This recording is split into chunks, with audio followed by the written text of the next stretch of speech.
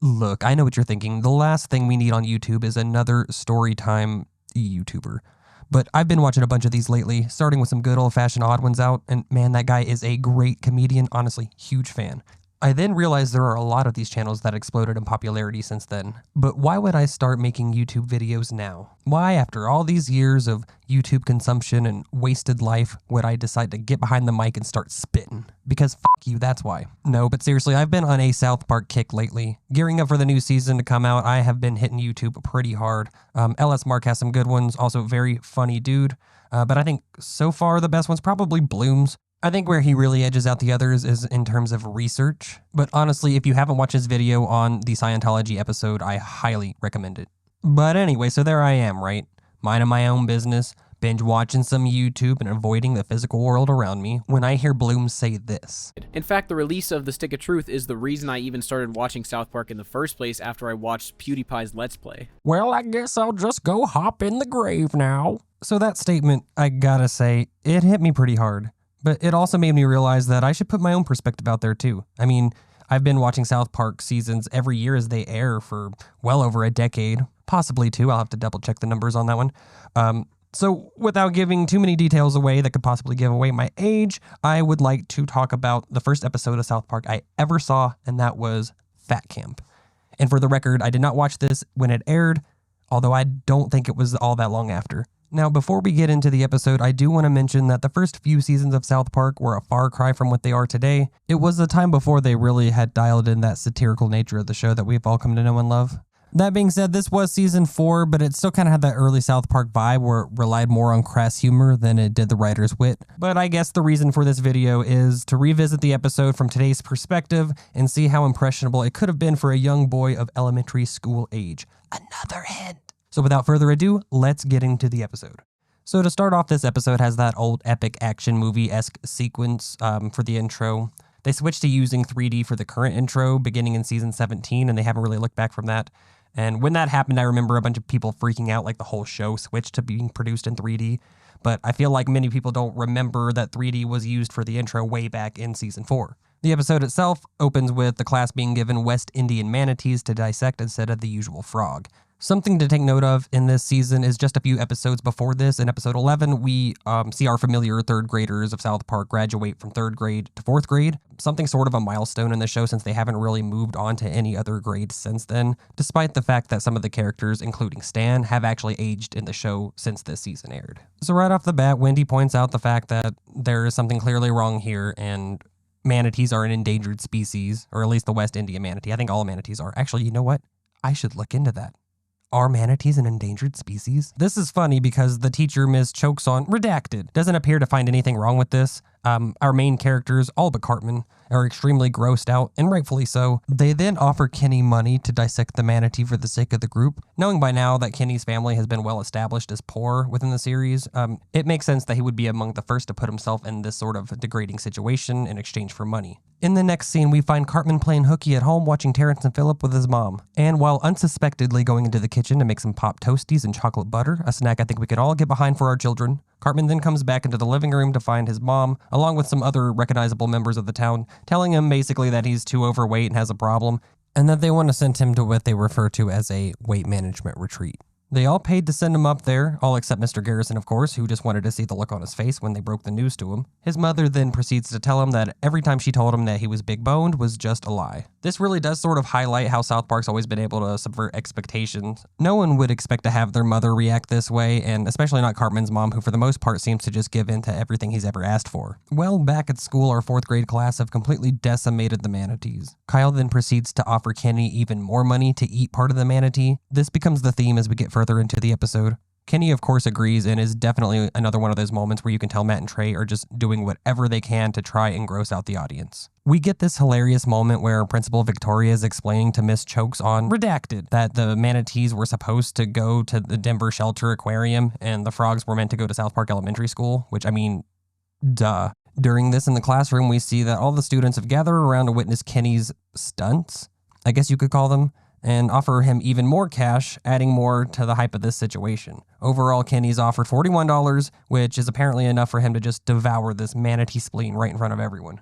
So on the way to Fat Camp, Cartman's mom is talking about how great it's going to be, and he is just not having it. And unsurprisingly, the camp is not very effective at getting through to him. At the school, Kenny is feeling sick after eating raw manatee innards, and for a brief moment, the kids do feel bad for being the ones responsible for encouraging him to do it.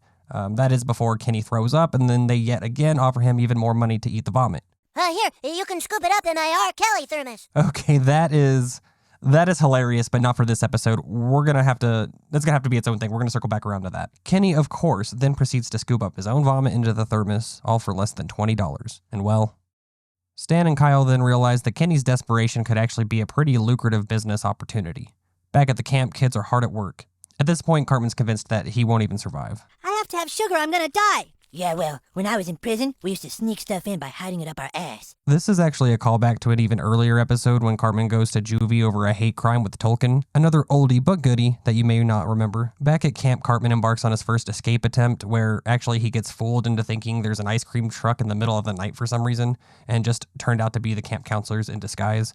We end with sort of an all is lost moment when the very next scene we are greeted with the fact that Cartman actually loses all of his extra weight. This episode doesn't specifically state how much time passes in between the two scenes, but we are greeted to a skinnier Cartman. We then segue into Jesus and Pals where they want to shed some light on Cartman's story and talk about his weight loss journey. It just so happens that the following guest on the show is none other than Kenny, who is yet again ready to do something no doubt disgusting for money and popularity. Jesus goes on to tell the boys that Kenny is only doing things that anybody could do, but just for money, and that he basically is a prostitute. The kids, confused by this, go to their trusted adult friend Chef, who actually gets frustrated with them always asking him inappropriate questions. But Chef, being who he is as a friend and mentor to these kids, who's probably been there more for these kids during these difficult questions than even their own parents have. So he can't help himself but get caught up in singing a song about prostitutes. And of course, Principal Victoria does walk in, and he of course, yet again, gets in trouble with the principal, just like how he didn't want. James Taylor, what the hell you doing in here? Singing about prostitutes to the children. Get out of here. Yeah, James Taylor, who invited you anyway. During their song, we see Skinny Cartman stealing snacks from the school cafeteria, and in the next scene, it is revealed that Skinny Cartman is not actually Cartman, but a decoy sent back to the town to gather snacks for real Cartman to sell on the inside. It is revealed that this kid is actually from the drug rehab center, so they both have something at stake in this, I guess. In the midst of the A story, the B story is going strong, with Kenny's act now starting to become viral.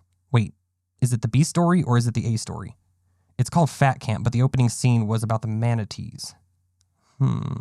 Anyway, he's got his own TV show now. This is sort of the turning point in the story as the boys start to become suspicious of our Cartman stand-in. The camp counselors are also getting somewhat suspicious when they realize that none of the campers are losing any weight, despite the fact that they're following their diet and exercise regimen, at least to their knowledge they are. This is when the full extent of Cartman's operation is really shown in full detail. All the campers line up as Cartman pulls out his trunk of snacks and candy. The campers can't seem to help themselves, even when one kid starts to cry. He explains that these kids were sent there to avoid temptations and hopefully will be at the camp long enough to break those unhealthy habits and develop better life choices going forward. But Cartman continuing to make those unhealthy choices available to these kids who have already trouble controlling their urges is manipulative exploitation, which I think is the point. And eventually this does catch up with them. Back to Kenny's career, if that's what it can be called. He finds himself next to Tom Green and Johnny Knoxville, who have all been invited to Howard Stern's talk show, of all places. Actually, as of writing this, my wife and I just rewatched the original Jackass, and I've got to say it is shocking, hilarious, disgusting, and yet somehow entertaining, all wrapped up into one package. That's basically the point of Kenny's storyline in this episode. The writers then lean heavily into that prostitution comparison when Howard Stern offers the three of them money to provide, Anyway, Kenny offers to do it for far less money than the other two, proving that this show has never been afraid to take its audience to strange places and nothing is off limits. We see the kids back at the camp exercising and, of course, cheating on their diet when suddenly one of the kids' parents arrived to take him out of the program due to his lack of progress. Kenny's live TV event was put to a halt because of lewd acts that aren't worth getting demonetized over. Just kidding, we're not even monetized. We're then given a speech by Skinny Cartman about morals and how what Kenny's doing is wrong and yada yada. Well, this out of character behavior is what leads to Kyle finding out that Skinny Cartman is not actually Cartman, but some other kid this whole time. Angry with this kid, Kyle and Stan make him Kenny's stand-in and perform his stunt during the live TV event. At the camp, all the kids' parents are there to pick up their children because, I don't know, I guess the first parents were able to convince the other parents that they're getting ripped off, or maybe the camp counselors felt so bad that they just decided to contact all of the parents just to pick up their kids. I don't know. But regardless, the parents are all there, the kids feel bad and decide to tell everybody that it was all Cartman's fault and that they would actually like to stay and give it the old college try. Getting caught up in the moment, Cartman decides to give his own speech about the lesson he's learned along the way, but immediately he is told that he's kicked out of the camp and could no longer continue the program. The Skinny Cartman stand-in ends up dying during the live TV event because, duh, making it one of the very few times that Kenny dies on the show, but it wasn't even really actually Kenny. And that's the whole episode. Overall, really funny. I think it's impressive how they were still able to have a compelling message even long before they had become the satirical masterminds that we all know today. I'd like to put my own opinion in on something though. The episode emphasizes people who are willing to exploit themselves for money and fame, comparing them to prostitution. And I think the writers were specifically comparing this to celebrities such as Johnny Knoxville, who have built up wealth and fame off of willingly degrading themselves for entertainment. But something the episode doesn't go into depth on are the ways that people with money are willing to exploit and degrade others in exchange for their disposable income. At the start of this episode, Kenny wasn't offering to do these things to get kids to pay him money, but instead it was the children that propositioned him into doing these things with the offer of financial compensation, which led to his growth in popularity and thus his career, which I assume is probably how it happened for a lot of them. Also, I think there is something to be said about this story and self-control. Although, yes, Cartman did make these unhealthy food choices available, he did not explicitly make anyone do anything or even tell them that they had to. Not that that makes what he did right. I'm just thinking that the part of the overall message of this story has to do with self-control, and I think that ties into both the A and the B story. Honestly, the episode is really good. Probably like an 8 out of 10. It's much better than I remember. I haven't rewatched it in a long time. It definitely holds up years later through the lens of someone much older, smarter, and supposedly more mature. But I did want to make this video talking about how this was my first South Park episode ever. And for that, I've got to say, it is wild, man. I mean, don't get me wrong, I understand the genius of the episode, but considering the time period that this came out, I could understand if people were appalled. I never really had anything censored growing up. When something I didn't know came around, I would ask, and that provided an opportunity for learning and growth. And that's the same principle that my wife and I follow with our kids too. Remember, strict parents make sneaky kids. Anyway, that is all for this episode. If you enjoyed hearing me blab for 12 minutes, then consider hitting the like button and subscribing to this channel. If you like videos like this, then I do have more planned. Again, my name is Devin, and we will see you in the next one. Johnny Two Cellos. Wait, we can't do that. We can't? No. What do we do then? I don't know, come up with something. Okay, yeah, I got it. You and me, baby, ain't nothing but mammals, so let's do it like they do on the Discovery Channel. Break it down.